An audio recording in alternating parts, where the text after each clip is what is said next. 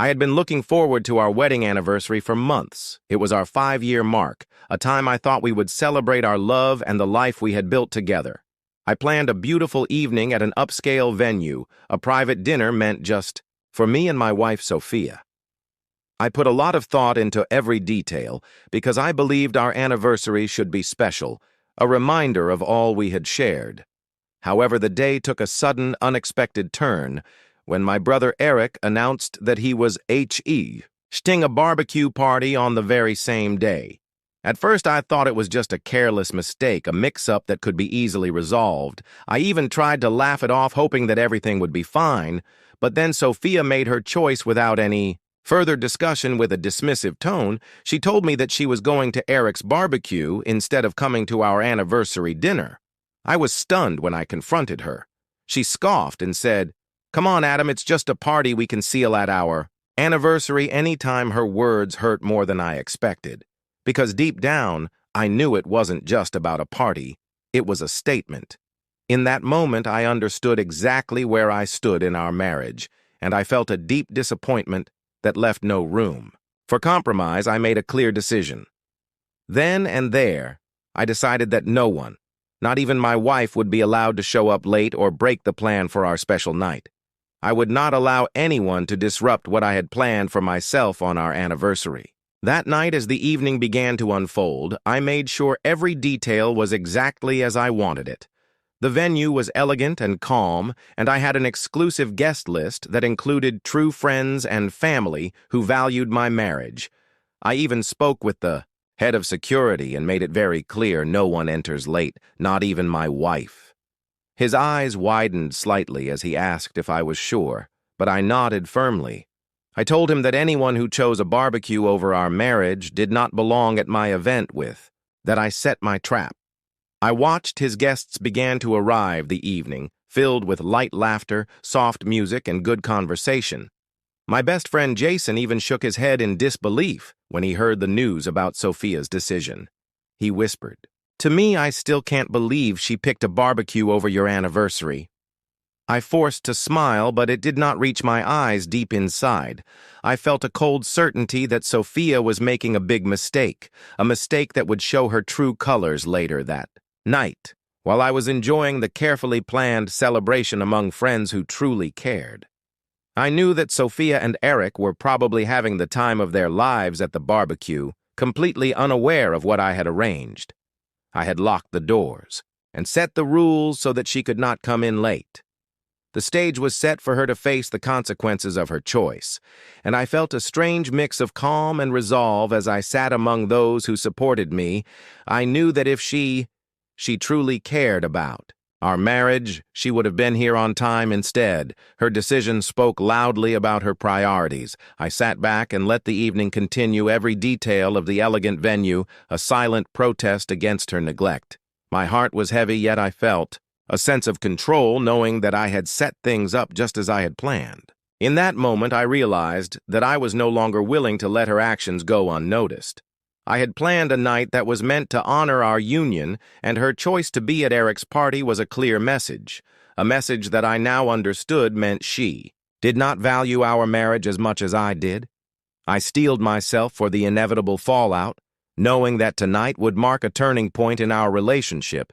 My decision was firm. No latecomers. No exceptions.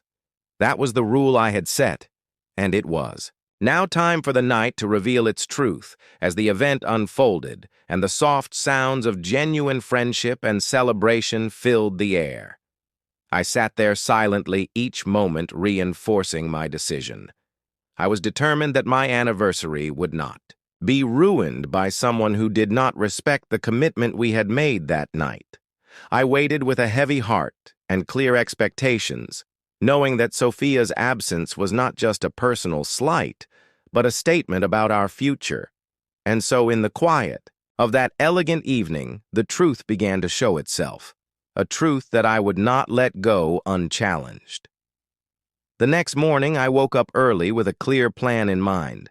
I spent extra time getting ready, not out of worry, but out of determination to make sure everything was perfect.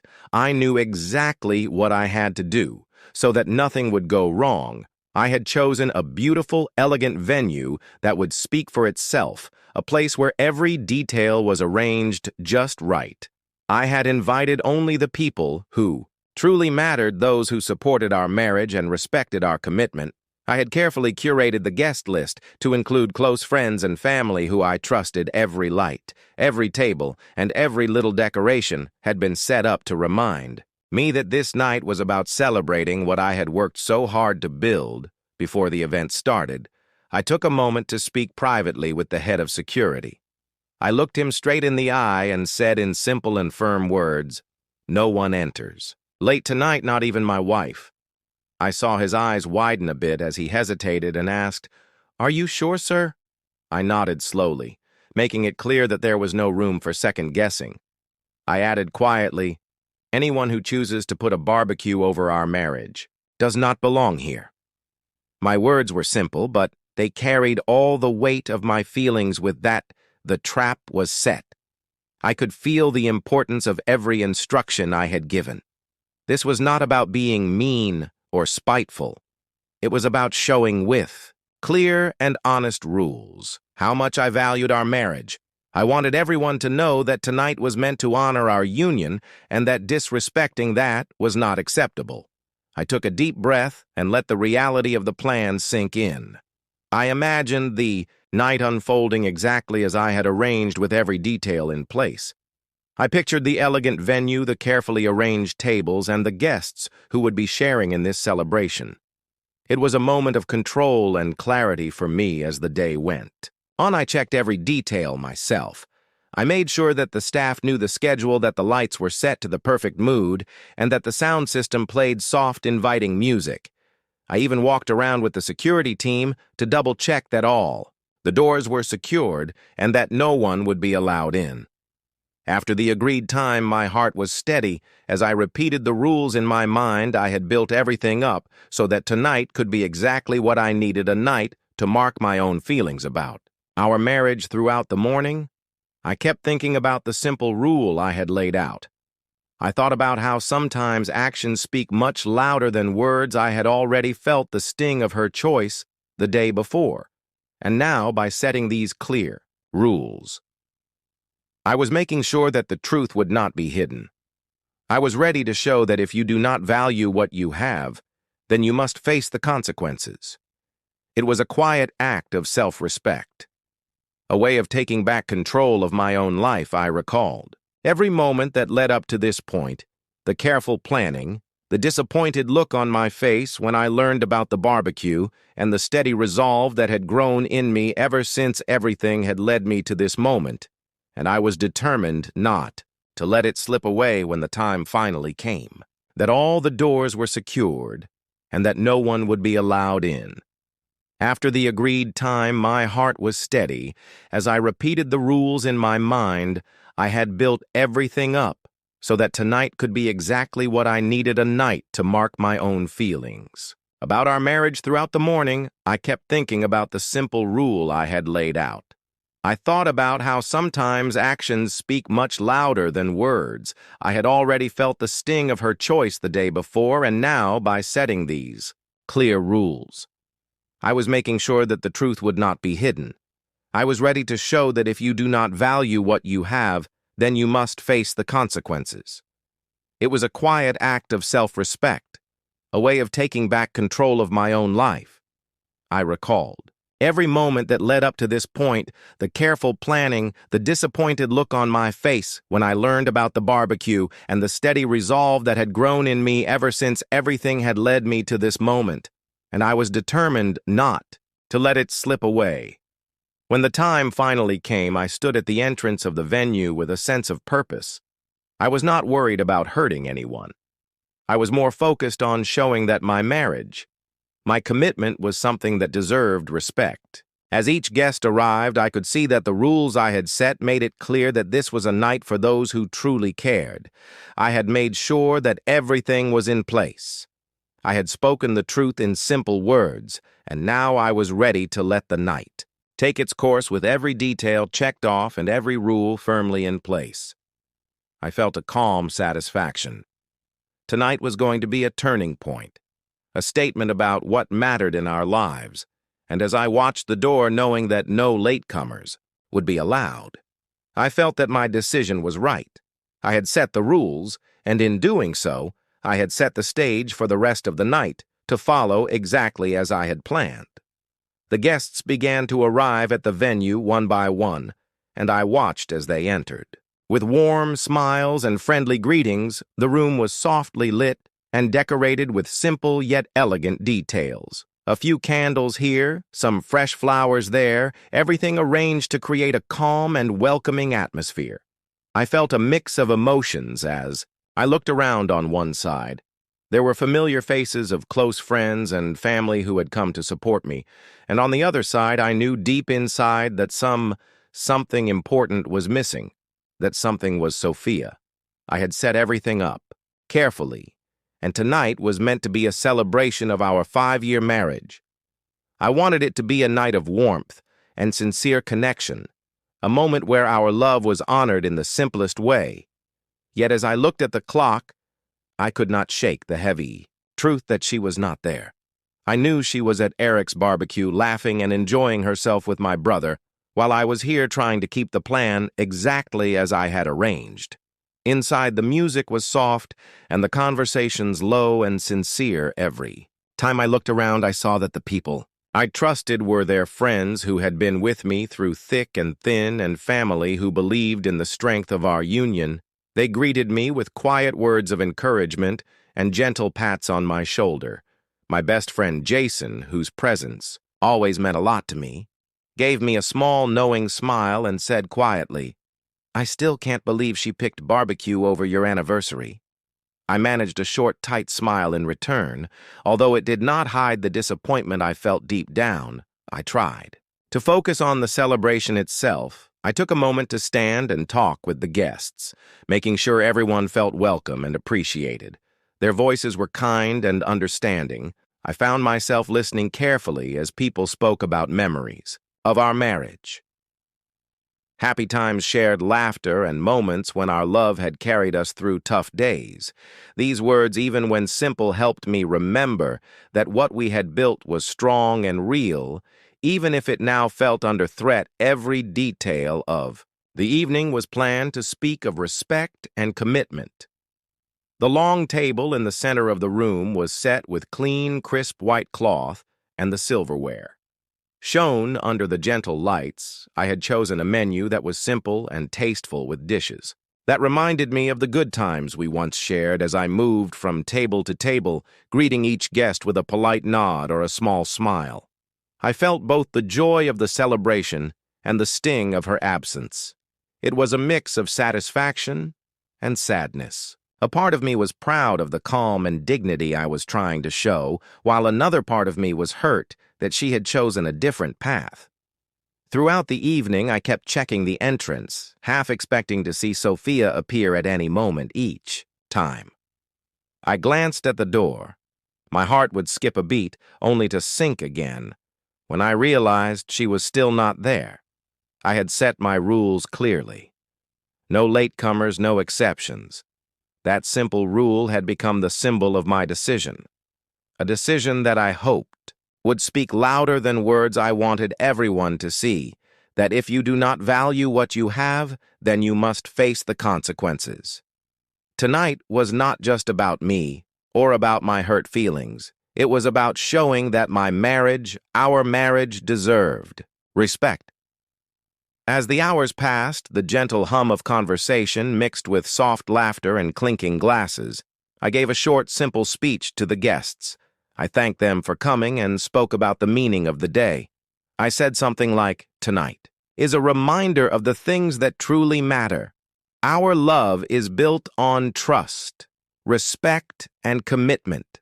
I believe in celebrating what is real, and I hope that in time all of us can learn to value that." Above all else, the words were simple and honest, and, though my voice was calm, it carried a hint of finality that not everyone could ignore. Every time someone mentioned the missed opportunity for Sophia to join us, I felt a surge of mixed emotion. I knew that she had made her choice, and deep down, I had understood what that choice meant. It was not simply a matter of preferring a barbecue over our anniversary. It was a statement. A statement that told me exactly where I stood. I did not need to shout or cause a scene. My silence and the simple rules I had set were enough to make the truth clear to everyone in that room. I felt a quiet pride in the control I had taken, even if it came at a personal cost. By the time the evening began to wind down, it was clear that the celebration was a success. Without her, the guests left with sincere smiles, many of them telling me that they respected the way I had handled the situation. Jason came over once more and said softly, "You showed them all tonight, Adam. I'm sorry it had to be this way, but sometimes this is how the truth comes out." His words were gentle, but they confirmed what I had already known, that tonight had been a turning point. The grand celebration had taken place, but without the person who had hurt me the most. And in that absence, a difficult truth was made plain as the last guest left, and the lights dimmed. I stood alone in the quiet of the now empty venue. I looked around at the simple decorations and the lingering echo of laughter, and I realized that while the celebration had been beautiful, it was also bittersweet. It was night where I honored the values I held dear, and it was also a night where I saw clearly that if you choose to disrespect what you have, you may find yourself locked out of the most important moments. I left the venue with mixed feelings, relief, sorrow, and a deep, steady resolve. The grand celebration had gone on without her, and in that simple truth I felt that I had made a choice for my own future. I knew that the coming days would bring more questions and more difficult moments. But tonight I had taken a stand. I had shown that when you decide to set clear rules, you can shape the outcome of your own life, even if it means facing the pain of loss. And as I walked away from that night, I carried with me the lesson that some choices leave a mark, that no one can erase a lesson written in the quiet success of a celebration held for those who truly valued the love and respect that I believed in.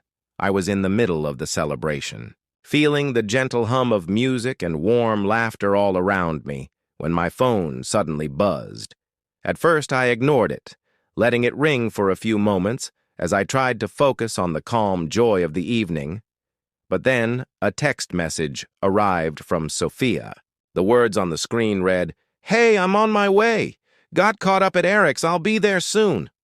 I stared at the message for a moment, my heart tightening. I already knew that she had chosen the barbecue over our special night, and now this message was proof that she was late. I did not reply. I simply let the phone keep buzzing.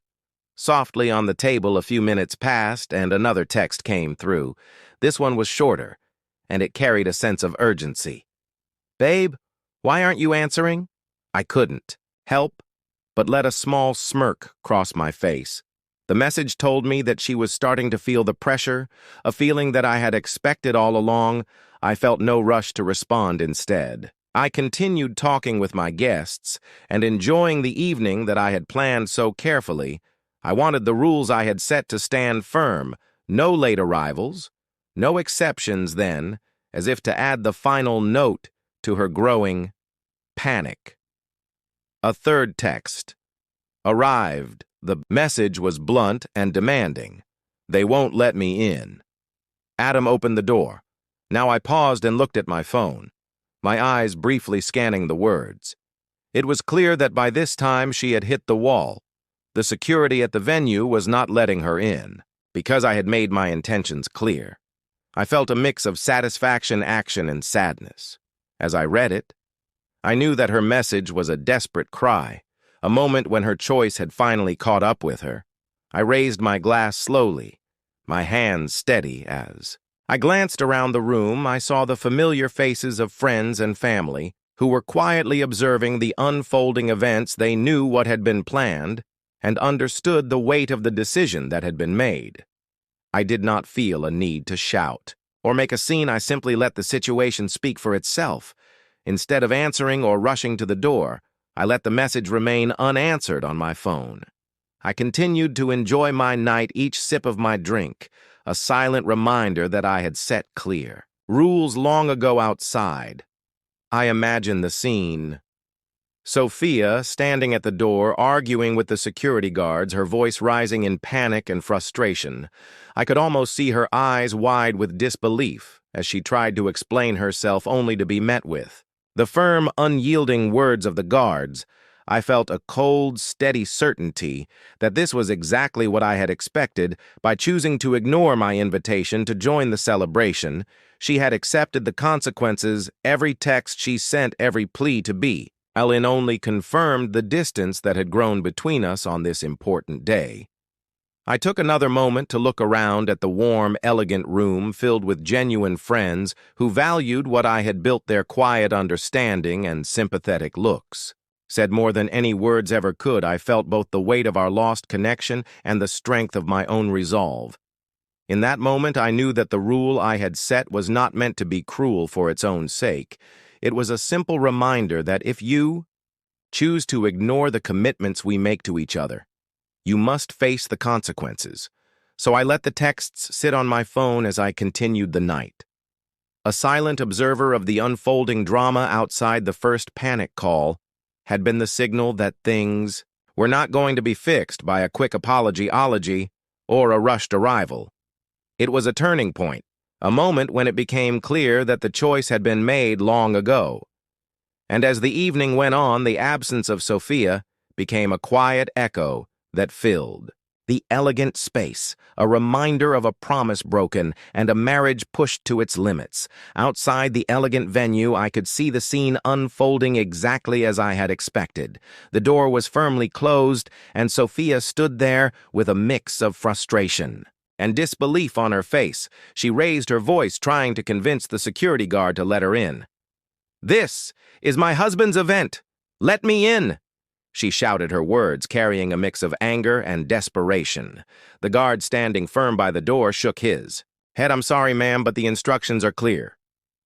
"No late arrivals," he said simply. His tone was steady, leaving no room for negotiation. I stood a few steps away inside, watching everything with a calm detachment that belied the pain. I felt it was the moment I had planned for, and now it was all coming true. Soon Eric arrived. He was clearly not in the best state, drunk and stumbling as he walked beside her. "Relax, sophomore. It's just a party. He'll let you in." He slurred, trying to sound reassuring. But his words only deepened the sense of despair on her face. I could see the panic growing in her eyes as the reality of my strength rule sank in. I did not move or speak. The door remained locked, a simple symbol of the rule I had set: no latecomers allowed. Every moment that passed felt heavy as Sophia's protests grew louder. She pleaded with the guard, her voice rising in urgency. "Adam, please let me in." Her words were desperate, and I could sense her frustration with every passing second. Inside the room remained filled with the soft hum of gentle music and warm conversations among the guests. Their faces, once full of excitement at a beautifully planned evening, now reflected a growing awareness of what was happening outside. I saw a few looks of sympathy, but also a quiet understanding that the choice had been made long ago. I watched through the window as Sophia's argument with the security guard continued. Her voice wavered between anger and despair as she insisted, "This is my husband's event. I deserve to be here." But the guard's reply was unchanging. "Rules are rules, ma'am. I'm sorry, but I can't let you in." It was as if a heavy wall had been built between her and the celebration. I had carefully orchestrated a wall that would not crumble under her pleas. The guard's steady refusal was all the answer I needed. I felt a cold certainty deep in my heart. I had made my decision a long time ago. I set the rule because I wanted the night to be a true celebration of our marriage, of the love and respect I believed we were meant to share. Tonight was meant to honor those values. And if she chose a barbecue over our anniversary, then she had to face the consequences as the minutes ticked by. The situation outside grew more tense. I could see her frustration turn into panic, and then into a sinking realization. Her eyes showed a deep hurt, a pain that came from being left out when she had once been the one who was meant to be a partner in our marriage. The scene was heartbreaking, but it was also the natural result of a choice. That had been made, I listened to the muffled sounds of her argument and the occasional calm response of the guard, all from behind the safety of the locked door inside the venue. The guests continued their conversations, though a few of them occasionally glanced toward the door with concern. Their whispers floated softly in the air, speaking of regret of mischances and of the truth that was unfolding. I kept my gaze steady on the closed door, letting the silence speak volume. I did nothing to help. Her get in the rule was clear, and I was committed to it. I had set that rule as a reminder that when you choose to prioritize something else over our marriage, you have to be prepared to face the consequences. In that quiet moment I felt a mix of sorrow and relief. If you do not respect the commitment we made, then you must bear the burden of that choice. And so as the night went on and the conversation inside the room continued, I remained by the door, a silent witness to the consequences. Of choices made, the locks stayed firm, and with each passing moment it became clear that this was a point of no return. The evening was no longer just a celebration. It was a statement, a turning point that would shape our future in the days to come.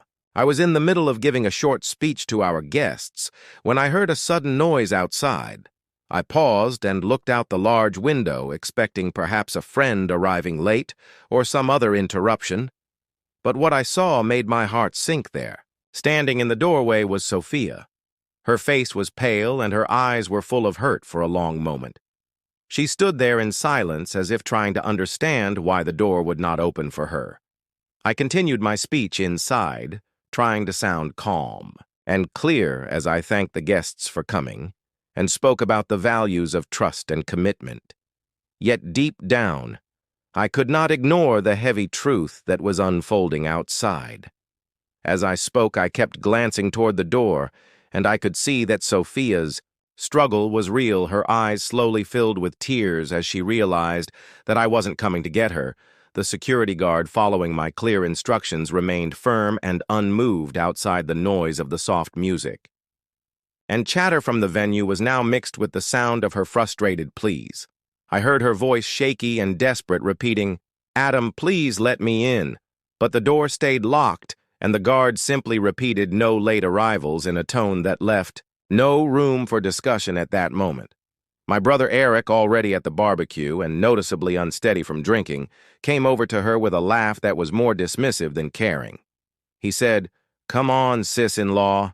It's just one night, we can party." Somewhere else, his tone made it seem like this was not a big deal, as if a miss-anniversary celebration could be brushed off easily.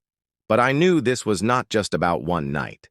This was a turning point, a moment that showed how our lives had changed forever. Inside, as I continued my speech, I felt a deep, steady weight in my chest.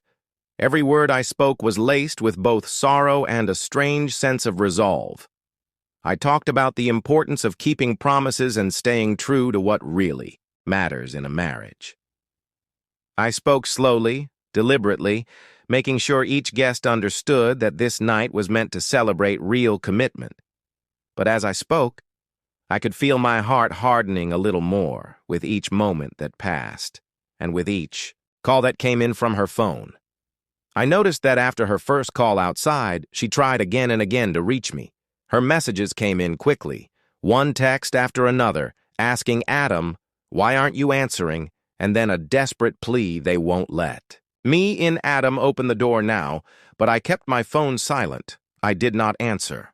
I let those messages hang there unanswered as a quiet declaration that the rules I set were final. Every minute that ticked by made the truth sink in for her. For the first time in our 5 years of marriage, she was left out, in the cold. Truly left out. I saw her lower her head as if in defeat, and the bright hope that might have once been in her eyes was gone. It was clear to everyone watching that she felt the full weight of being abandoned by someone she had once trusted. The sound of her repeated calls and the soft sobs in the background told a story that no words could. There was no comforting her that night. There was only the harsh truth that her choices had brought her to this very moment.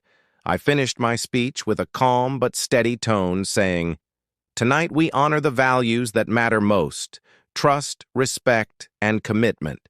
I hoped that those words would reach every heart in the room, reminding them that this was not a night for careless celebration, but for honest reflection.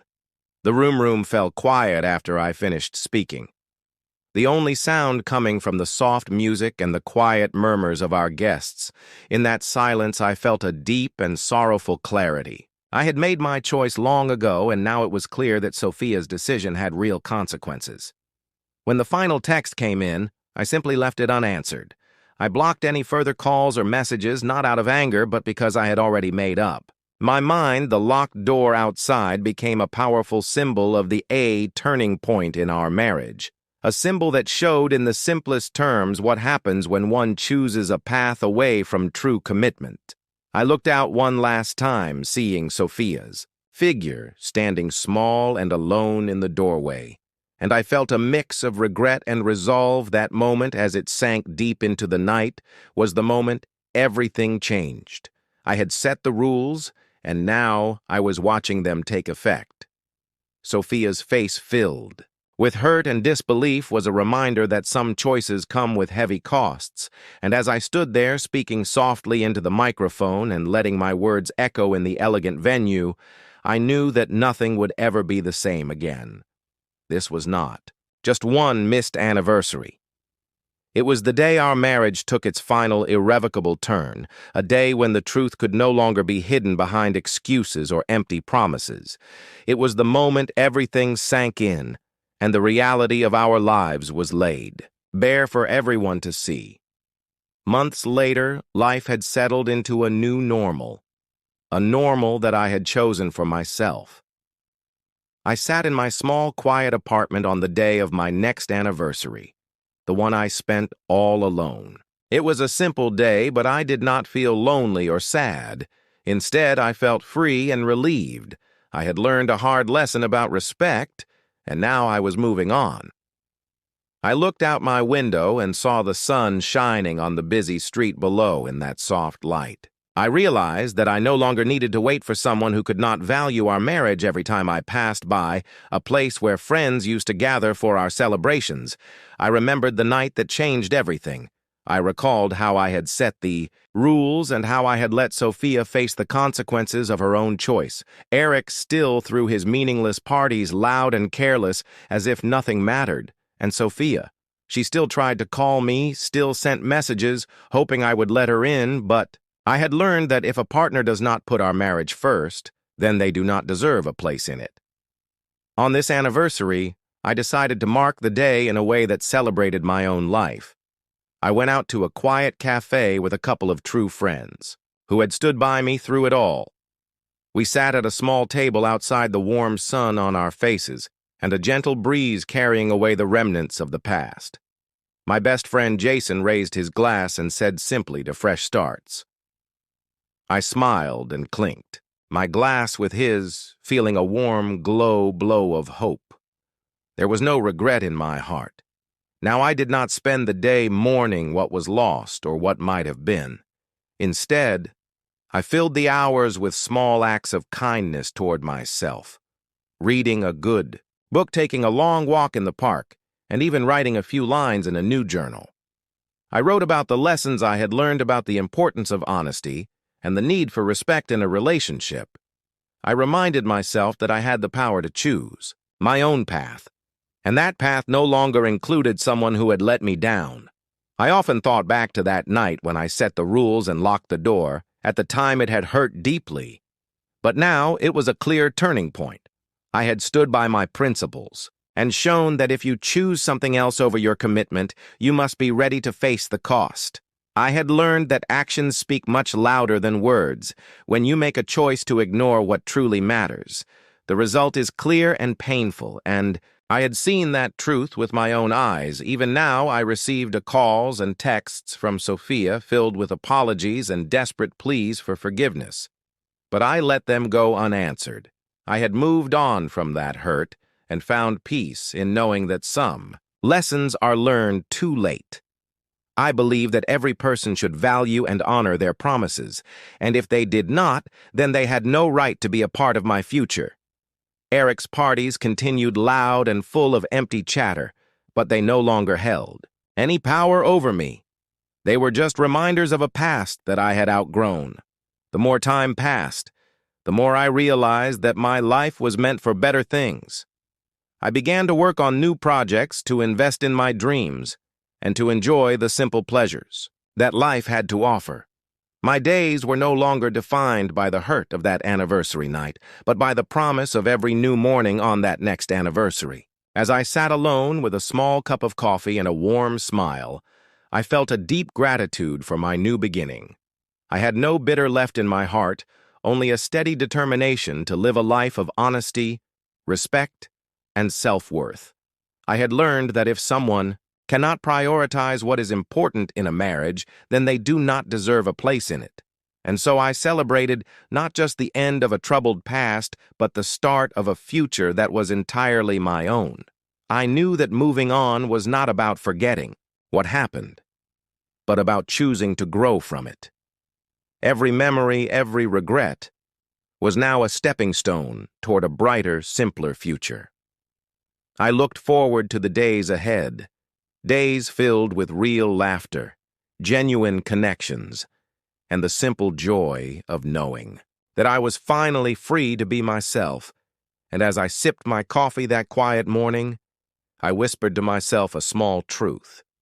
Sometimes the best way to honor what you have is to let go of what hurts you. That was my new life, a life without regret, a life built on clear choices, and a life where I was in control of my own destiny. Sometime later, I found myself looking back on everything. With a quiet, clear mind, life had changed in ways I never imagined. I had learned that when someone does not honor the promises they make, it is up to you to protect your own heart and future. Now every morning I wake up in my new apartment feeling lighter and more hopeful. I no longer worry about what has passed or the hurt that once filled my days. Instead, I focus on building a simple, honest life filled with respect, real friends, and fresh dreams. I take walks along the busy street, feeling the warm sun on my face, and I remind myself that I made the right choices. I remember the long nights, the cold silence of a locked door, and the sting of missed chances. But those memories have become lessons. I know now that if you choose a path that hurts what truly matters, you have to be ready to face the cost. My friends still call, and sometimes I hear a message from Sophia, full of apologies and pleas I do not answer. I have learned that forgiveness is not always needed, and sometimes the best way to heal is to simply move forward. I have discovered that the end of one chapter can be the start of another. Every small victory, the smile of a friend, a kind word, a quiet evening with a good book reminds me that life can be beautiful even after pain. Sometimes when I sit quietly with a cup of coffee and look out at the city lights, I feel the gentle pull of hope. I think of all the things I've learned, that true respect begins with you, that your happiness matters more than keeping a broken bond, and that every day is a chance to start over. I have chosen to let go of anger and bitterness, and instead, I embrace the freedom of a new beginning. I know that I will face challenges. In the future, life is not always simple or kind, but I now trust that I have the strength to meet whatever comes my way. I have learned to value honesty, commitment, and the power of making clear choices with every step I take. I leave behind the her of the past and welcome a future built on my own truth. In the end, I smile at the thought of moving on. I no longer need to be defined by a single night, a missed anniversary, or a broken promise. I have found a new path, one where I am in control, where I set my own rules, and where I honor what matters most, myself, and the genuine love I choose to share with others. And so as the city hums softly around me, I step into each new day with gratitude, knowing that I have finally found peace in the truth of my own new beginning. I met someone new on a cool, clear morning that felt full of promise I had. Been taking long walks in the park lately, trying to enjoy the simple beauty of life. After all that had happened that day, as I strolled along a quiet path lined with trees and gentle sunlight, I noticed a woman sitting alone on a worn wooden bench. She was reading a book, a novel I used to love when I was younger, and there was something soft and inviting in the way she held it. I paused for a moment, feeling an unexpected pull in my heart. I wasn't sure if it was curiosity or the need for change, but I decided to walk over and say, "Hello, hi," I said in a low, friendly tone as I approached her. She looked up surprised for a split second and then offered me a warm smile. "Hello," she replied. "I'm Emily." Her voice was gentle and clear, and it made me feel it. "He's right away."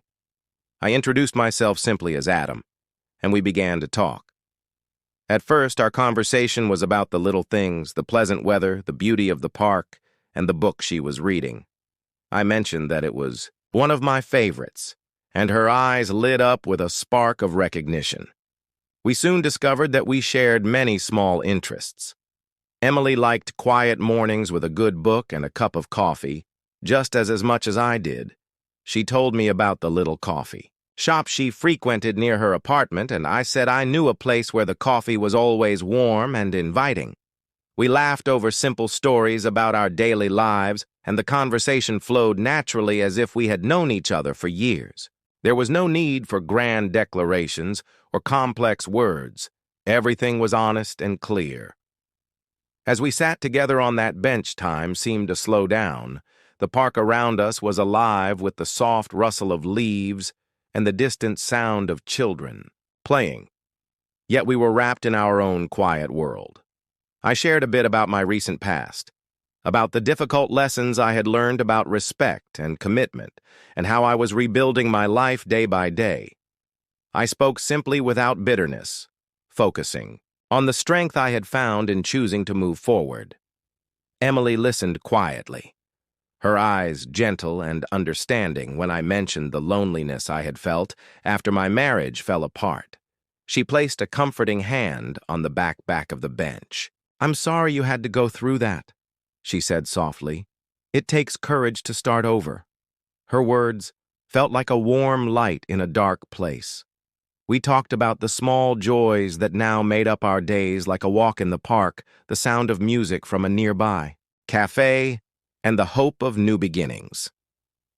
I found myself opening up in a way that I hadn't expected, and she did the same. Emily told me about her own struggles with trust and loss, how she had learned that sometimes you have to let go of what hurts you, to make room for what heals you. In that simple exchange, we both realized that sometimes the best way to heal is by simply being honest and kind to each other. Before we knew it, the sun was higher in the sky and a gentle breeze stirred the leaves. Around us, we exchanged phone numbers with the quiet promise of meeting again, perhaps for coffee, or another walk in the park. As we parted ways that day, I felt a lightness that I hadn't known in a long time. It wasn't that I had forgotten the past or the pain I had endured. Rather, I was ready to embrace something new and real. I realized that every ending brings with it a chance for a new beginning, and that sometimes meeting someone who listens and cares can make all the difference. Walking home later, I felt a sense of calm and hope fill me. Emily's kind words and genuine smile stayed with me, a small reminder that life could still be beautiful, even after a time of sorrow. I understood that meeting someone new didn't erase the past, but it opened the door to the possibility of healing and growth. And so with each step I took on that quiet street, I carried with me the gentle promise of new connections, new laughter, and the simple truth that sometimes the best gift of all is the chance to start over and find a friend, perhaps even something more when you least expect it.